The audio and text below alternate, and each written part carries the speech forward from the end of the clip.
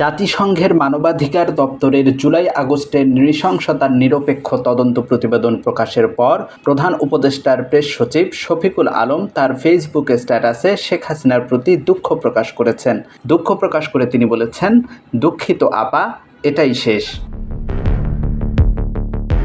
ওই পোস্টে তিনি উল্লেখ করেন, আগস্ট মাসের শেষের দিকে যখন অধ্যাপক মোহাম্মদ ইউনূস জাতিসংঘের মানবাধিকার দপ্তরকে নিরপেক্ষ তদন্ত পরিচালনার জন্য আমন্ত্রণ জানান, তখন অনেকেই আশঙ্কা প্রকাশ করেছিলেন। কেউ কেউ মনে করিয়ে দিয়েছিলেন পুরনো বাংলা প্রবাদ খাল কেটে কুমির আনার ব্যবস্থা হচ্ছে। তারা মনে করেছিলেন জাতিসংঘ বাংলাদেশের অভ্যন্তরীণ বিষয়ে অপ্রয়োজনীয়ভাবে হস্তক্ষেপ করবে। তবে অধ্যাপক ইউনূস তার সিদ্ধান্তে অটল ছিলেন এবং তিনি চেয়েছিলেন একটি নিরপেক্ষ তদন্ত, যাতে হত্যা ও সহিংসতার বিষয়ে সত্য উদ্ঘাটিত হয়। এই তদন্ত প্রতিবেদন এখন প্রকাশিত হয়ে আওয়ামী লীগের নেতৃত্বকে চ্যালেঞ্জ করেছে।